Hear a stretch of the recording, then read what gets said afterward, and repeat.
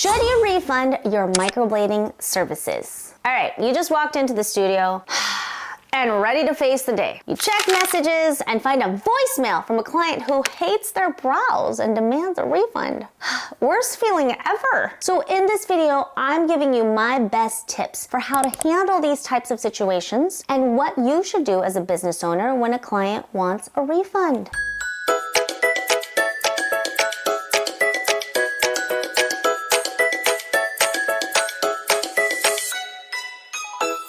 Welcome to my channel. My name is Sheila and I love helping women grow and scale their beauty businesses to 6 and even 7 figures. Women like Anne, who sold a training in less than 24 hours of launching and posting it on Instagram, making $2,000 from one single social media post. So if achieving the same results is something that you're interested in, you should subscribe to this channel and hit that bell notification so you never miss anything. Okay, let's circle back to that moment of panic. What should you do when a client complains or worse, demands a refund? So when a client comes to you with grievances, you gotta weigh out your options because refunding their money might not always be the best move for your business. Here's the thing. You made a promise to deliver a product or service and you have to keep that promise. So my first tip is to always make sure you're only promising what you know you can deliver. But when things go wrong, you have to think it through and decide what's best for everyone. All right, let's talk about managing expectations. When a client books a service with you, it's all about communication. During the consultation, the client tells you what they want and you tell them what you can do for them. If you do this step right, their expectations should be in line with what you can actually provide. Some services are much more complicated than others, and that's where the real magic happens. So for example, when a client comes to you with a picture of a perfectly crisp microbladed brow, but they have oily skin, you have to have that conversation and set realistic expectations from the beginning. Don't try to appease your client's request if you know deep down it isn't a good idea. No one can expect perfection, but you can promise better and keep your promises realistic so you can stand firm if any issues come up. So you've set realistic expectations. You've done the best job you can, and now it's time for the big reveal. Some PMU artists go as far as even filming their clients' reactions when they finally see the final result, which is a smart move actually. But whether you film or not, you have to make sure you ask, what do you think? Are you happy with this? Write it down. Record their exact words. Do everything you can to document this part because it might be important later. But let's say the client goes home and then speaks to their spouse or partner, and sometimes it's the boyfriends, it's the husbands. They loved it in the studio and then somebody doesn't like it and then now they don't like it. So the same client texts you a little bit later demanding their money back because someone didn't like it. It doesn't matter why. It doesn't matter what they say. The bottom line is if you did the work as promised and they were happy with it at first, they're probably just experiencing some buyer's remorse. And don't get me started on buyer's remorse. Sometimes your client is all smiles and rainbows. They love your work. They love the experience. They love the transaction. They love the shape. They choose the color and everything. It comes out exactly the way they asked. And you have documentation of this. But then there's that influencer, just like I said earlier, that one person in their life who's a little too involved in their decisions. Maybe their mom, their best friend, their partner who's worried about the money, that girlfriend who's secretly jealous, maybe a parent who doesn't understand the value in the service. Goodbye, Gucci. Goodbye, Cabo Vacation. Have you ever stopped to think about how much money you're losing every single day, every month, every year with a calendar that's not fully booked? The answer might surprise you. With a revenue recovery program, let's build your sales machine. Book your free strategy call today. Just click below to find out more.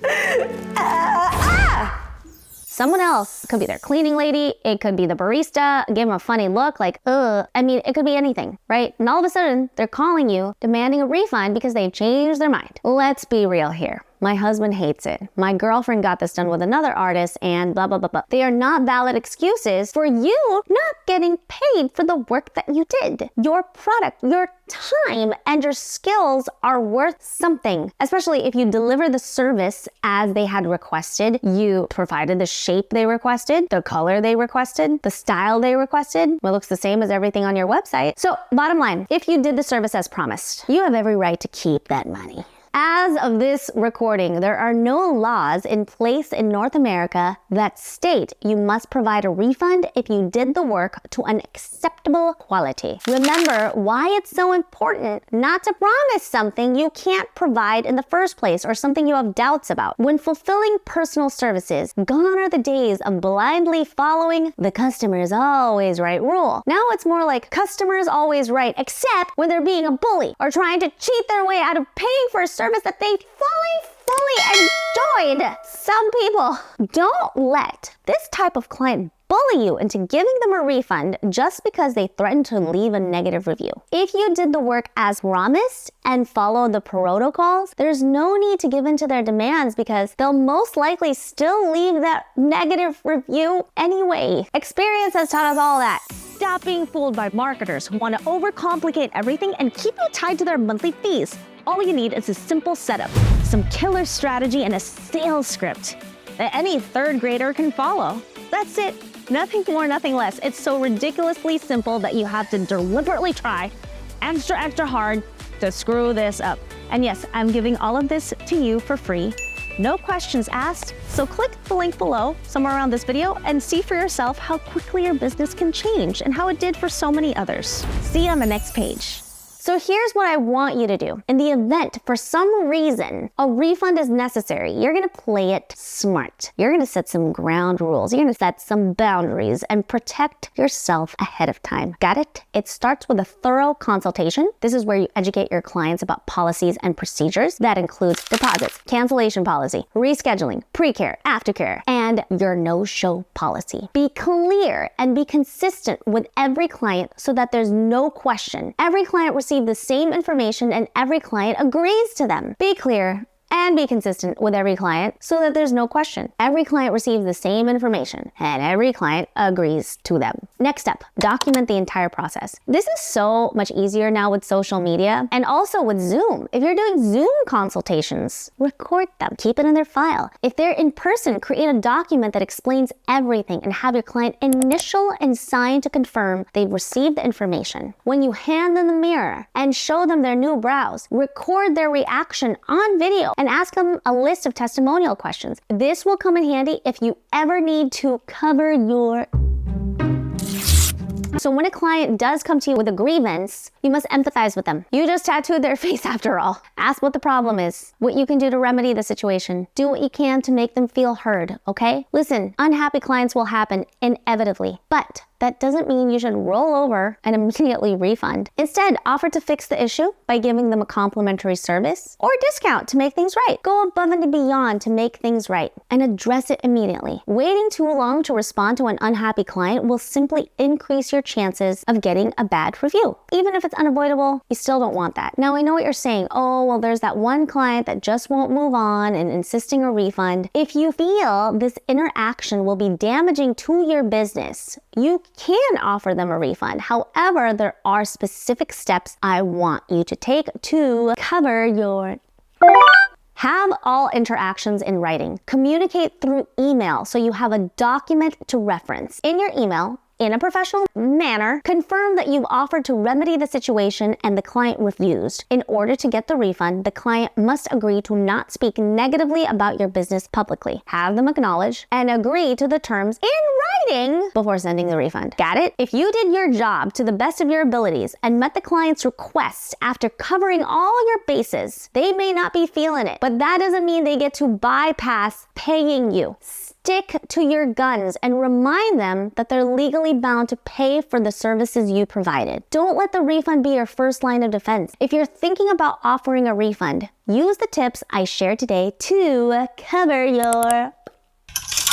So one last point before I let you go. Providing a top-level customer experience is key, but before ever being faced with these difficult situations, I want you to use this strategy. It's called pre-mortem. It's the pre-mortem technique so you can better be prepared to ensure customer satisfaction. So this technique, I use it all the time. I use it in my business. This technique involves imagining that a project or situation has failed and then working backwards to identify the reasons why. This proactive approach can help you anticipate potential problems and develop solutions before they arise. In the context of a beauty business, you can use the pre-mortem technique to imagine a scenario where a client is unhappy with a service or product and develop solutions before they arise. Shout out to Mr. Chenoweth in the 7th grade, Frost Middle School. Everything that can go wrong will. It wasn't his quote. It was Murphy's Law. Murphy's Law, yeah. I ask my team all the time, how are we gonna die? So in the context of your beauty business, you could use the pre-mortem technique to, again, imagine the worst. Imagine a scenario where a client is unhappy with a service or product. And by working backwards, you can identify potential reasons for the upset and develop solutions to prevent it from happening. Por ejemplo, you might decide to provide more detailed consultations or product recommendations to ensure that clients are actually satisfied with their experience. You could also implement additional training for your staff to better handle customer complaints and resolve issues quickly and efficiently. Team leaders, bosses, please, please, please, please, please, please train your staff very well to handle upset clients. Nothing is worse. I myself have been upset at establishments before, and the person at the front desk just like, as a beauty business coach, like I know exactly what they're supposed to, and they're not saying it. They're not even taking ownership. It's so frustrating when it's so clear that the people behind the desk are not equipped to handle upset customers. So do your due diligence and take the time to equip your front